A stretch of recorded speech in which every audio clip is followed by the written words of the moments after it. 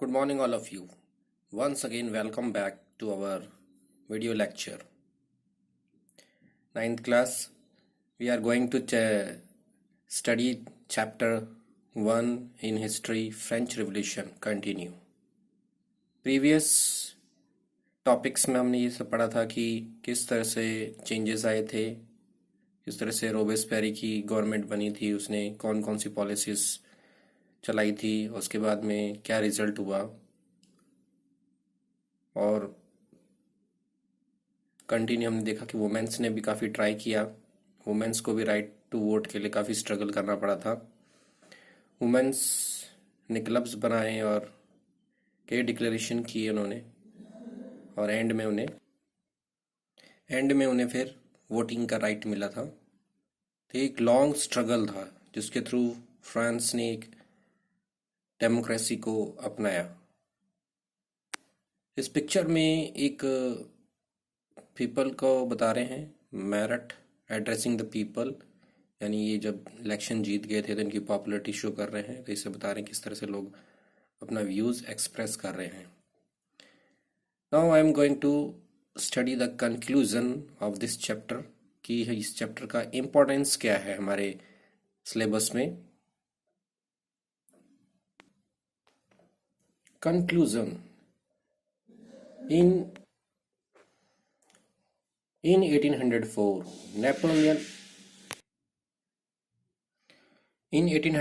Napoleon Bonaparte crowned himself Emperor of France.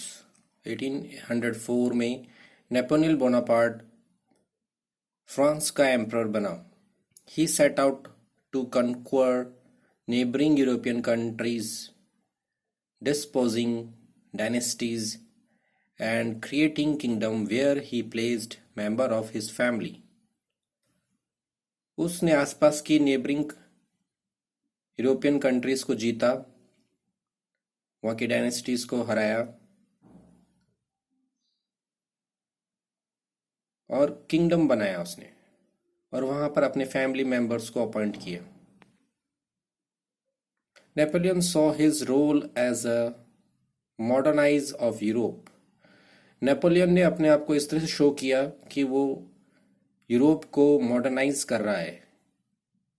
He introduced many laws such as protection of private property and a uniform system of weight and the measures provided by the decimal system.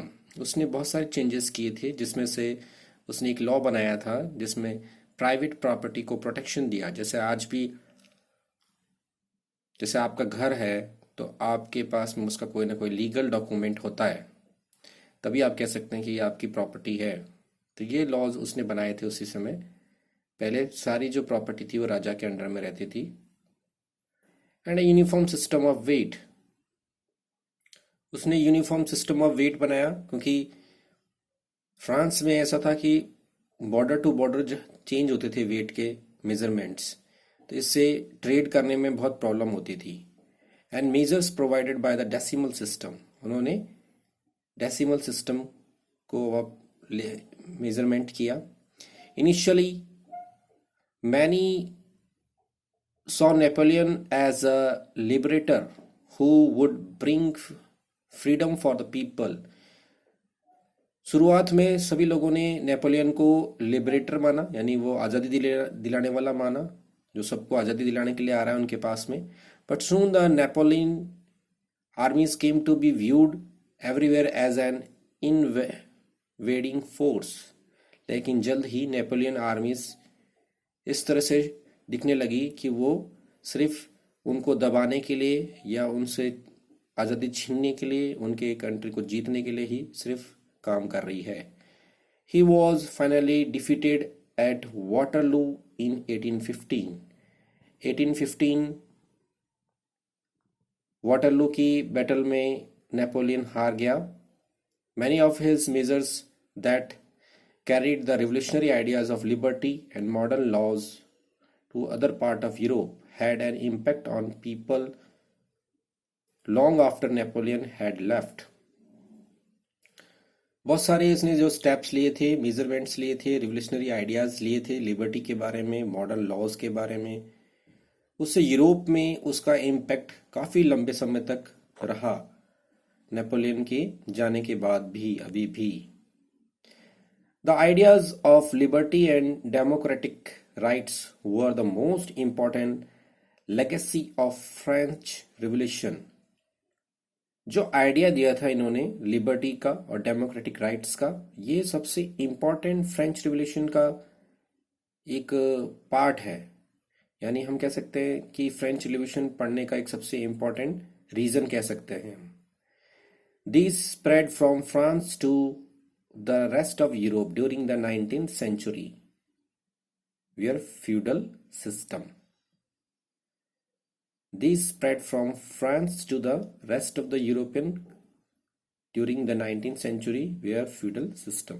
तो इस तरीके से ये Europe में France से फैला 19th century में, और जहां जहां पर भी फ्यूडल सिस्टम था।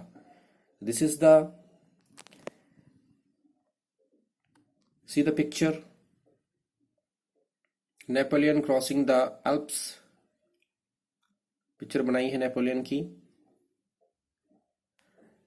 तो स्टूडेंट्स, इन अ कंक्लूजन एक और क्वेश्चन आता है कि फ्रेंच रिवॉल्यूशन से हमें क्या मिला है।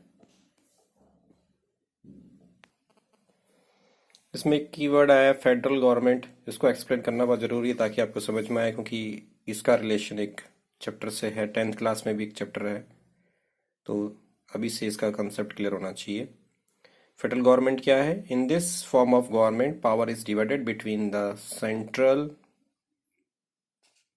And states. There is a written constitution which divides these powers and an independent and impartial judiciary to settle dispute between center and state. Australia, the United state, the federal Republic of Germany, ये इसके examples हैं। तो federal government कैसे हुई? Federal government वो form है government का जिसमें पावर्स डिवाइड होती है किसके बीच में? सेंट्रल और स्टेट के बीच में। और उसका क्या होता है? रिटन कॉन्स्टिट्यूशन होता है और पावर्स डिवाइडेड होती हैं आपस में, एंड इंडिपेंडेंट होते हैं सारे लोग। एक इम्पार्शियल जुडिशरी होती है। इम्पार्शियल जुडिशरी का मतलब, जैसे हम कहते हैं, हमने कोर्ट्स के बारे में पढ़ा था, तो इसमें सुप्रीम कोर्ट, हाई कोर्ट, ये सब सारे होते हैं। तो ये इम्पार्शियल जुडिशरी है। इम्पार्शियल का मतलब ये किसी भी तरह की पार्शियलिटी नहीं करते हैं, इंडिविजुअल वर्क करते हैं। तो ये दोनों, जैसे सेंट्रल और स्टेट गवर्नमेंट के बीच में कोई भी डिस्प्यूट होगा तो ये उसे हैंडल करेंगे। उसके एग्जाम्पल दे रखे हैं आपको, Australia, the United State and Federal Republic of Germany. तो this is the meaning of federal government. I show you some examples of question answers as will be come in your examination. See multiple choice question. इसको पढ़ने के बाद में आपको शायद कुछ idea लगेगा कि हमने जो भी स्टडी किया है, हमने अगर इसको सही से प्रॉपरली स्टडी किया है तो हमें इसके आंसर्स हमें मिलना चालू हो जाएंगे। जैसे है, who ascended the throne of France during the French Revolution, यानी किसको ताज मिला था? तो हमने पढ़ा है लुइस 16। तो आंसर क्या है? A option. When did revolution occur? Revolution कब हुआ था? हमें याद है 1789। आउटब्रेक ऑफ रिवोल्यूशन पढ़ा था हमने, पैराग्राफ। तो ऐसे पैराग्राफ में से आपको क्वेश्चन प्रिपेयर करने हैं। हर लाइन से क्वेश्चन कैसे बन रहा है आपको याद रखना है। Who wrote the national anthem of France, Marseillaise? किसने लिखा था? ये नाम रखना है, याद रखना है आपको, रॉजेट डी लैसली, याद रखना है। छोटे छोटे क्वेश्चन बनेंगे आपके लिए। ये सारे एग्जाम्पल्स हैं ताकि आप अपना नोट्स प्रिपेयर करते समय अपने पैराग्राफ्स को ढंग से पढ़ें और हर क्वेश्चन को डील अच्छी तरह से करें। जैसे मैंने कहा था कि वेरी शॉर्ट आंसर्स कितने लाइंस में होने चाहिए? 1 और 2 लाइंस में। तो यहाँ पर भी उसी तरह से लिखा हुआ है। देखिए, फर्स्ट पैराग्राफ में था, व्हाट वाज बेस्टिल? बेस्टिल क्या था? It was one of the largest jail of France. It was broken by an angry mob on 14th July 1789। ये पढ़ा था हमने फर्स्ट स्टार्टिंग पैराग्राफ में, तो इसलिए आपको इस एग्जाम्पल्स में सेटअप कर रहा हूँ, दे रहा हूँ, इस तरह से इस फॉर्म में आप बनाइए। जैसे फ्यूडल सिस्टम का मैंने अभी आपको मतलब मैंने आपको डिफाइन बताया था। What was feudal system? It was a system under which land was granted to landlords in return for military or labor service। feudal system क्या होता है? feudal गवर्नमेंट बताया था मैंने आपको, ये feudal system है, याद रखना है आपको। ऐसे बेसिक वर्ड्स को क्लियरिफाई रहना चाहिए आपको। हमें आधी अधूरी इनकम्प्लीट नॉलेज नहीं रखनी है, कीवर्ड्स को बहुत समझ के पढ़ना है। जैसे इसमें फ्यूडल है, उसमें फ्यूडल, इसमें फ्यूडल सिस्टम है, उसमें फ्यूडल गवर्नमेंट है। तो फ्यूडल सिस्टम समझ में आ गया। मनसबदारी सिस्टम पढ़ा था हमने, इसमें कह रहे हैं कि it was a system under which land was granted to landlords. Landlords को जमीन दी गई है और उनके रिटर्न में क्या करेंगे, वो मिलिट्री और लेबर सर्विस प्रोवाइड कराएंगे। नेक्स्ट टाइप है इसमें short answer type questions, 3 marks each, 3 marks का क्वेश्चन आता है इसमें। इसमें हमें कम से कम 3 पॉइंट तो लिखना ही है। मैक्स अगर आप ज़्यादा लिखते हैं तो कोई दिक्कत नहीं, लेकिन मिनिमम 3 पॉइंट्स तो होने ही चाहिए हमारे। जैसे इसमें क्वेश्चन दे रखा है आपका, बोर्ड एग्जामिनेशन में आया हुआ है, 2014 में आया हुआ, trace the event which led to the fall of Bastille. Event को, स्टोरी को हमें डील करना है कि किस तरीके से फ्रेंच रिवॉल्यूशन स्टार्ट हुआ था, बेस्टिल का, बेस्टिल की सिचुएशन क्या थी।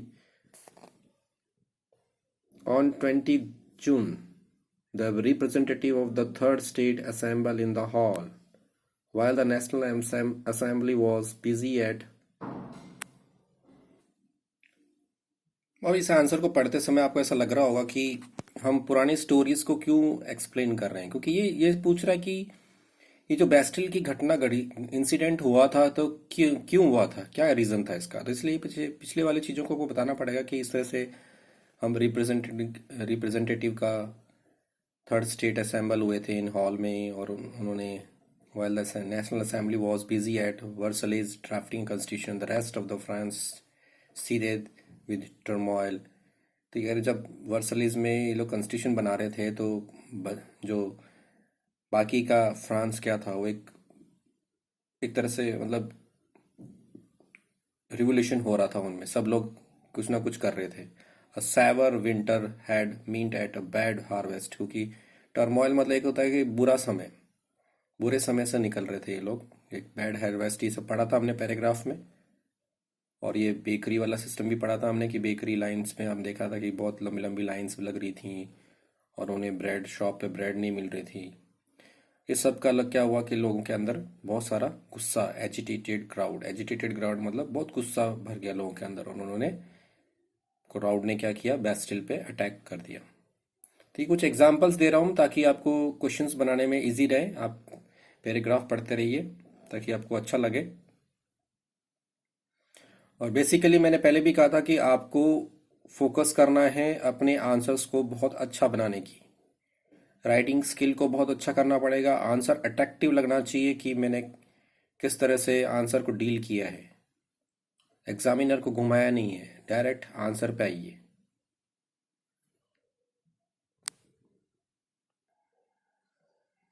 See this answer. What change people witness in everyday life after the revolution of 1789 in France? जो चेंजेस आए थे उसके बाद में लोगों ने अपने लाइफ में क्या चेंजेस फील किए, जैसा इसमें लिखा हुआ है, soon after the storming of the Bastille in 1789, one important law that is passed was the abolition of censorship। ये बता रहे हैं कि एक इम्पॉर्टेंट लॉ जो पास हुआ था, एबोलिशन ऑफ सेंसरशिप, ये सबसे इम्पॉर्टेंट था। उसके बाद में the constitution of 1791 began with the declaration of the right of man and citizen। It proclaimed that freedom of speech and opinion and equality before law were naturally right of each human being by birth, they could not be taken away। 1791 में जब declaration of rights of man और citizen हुआ था, जिसमें इन्होंने proclaim किया था, proclaim का मतलब होता घोषणा करी थी, या इन्होंने डिमांड करी थी कि फ्रीडम ऑफ स्पीच होना चाहिए, ओपिनियन और इक्वलिटी होना चाहिए लॉ के सामने, नेचुरल राइट्स हैं ये ह्यूमन बीइंग के, जो जन्म से ही इनको मिलते हैं और उसे कोई ले नहीं सकता। तो ये कुछ पॉइंट्स हैं जो हमने पढ़े भी थे। ये बहुत मैंने कहा था कि इसमें ये 5 मार्क्स के क्वेश्चन ऐसे आते हैं, अच्छे अच्छे क्वेश्चन आते हैं, आपको डील करना है। आप ये क्वेश्चन अब मुझसे पूछेंगे कि सर कैसे प्रिपरेशन करें। तो मैंने स्टार्टिंग में कहा था कि बुक्स आपकी बेस हैं, बुक्स को पढ़िए अच्छी तरह से। बुक्स पढ़ने से क्या मिलेगा आपको, आपको स्टोरी लाइन क्लियर हो जाएगी, आपका कंसेप्ट क्लियर हो जाएगा। और उसके बाद में आपको रेफरेंस बुक्स या हेल्पिंग बुक्स को पढ़ना पड़ेगा, जिसके लिए आपको लाइब्रेरी में टाइम स्पेंड करना पड़ेगा। और अभी तो जैसे लॉकडाउन की वजह से ये चीज़ें अवेलेबल नहीं है, लेकिन आप ऑनलाइन इन चीज़ों को चेक कर सकते हैं।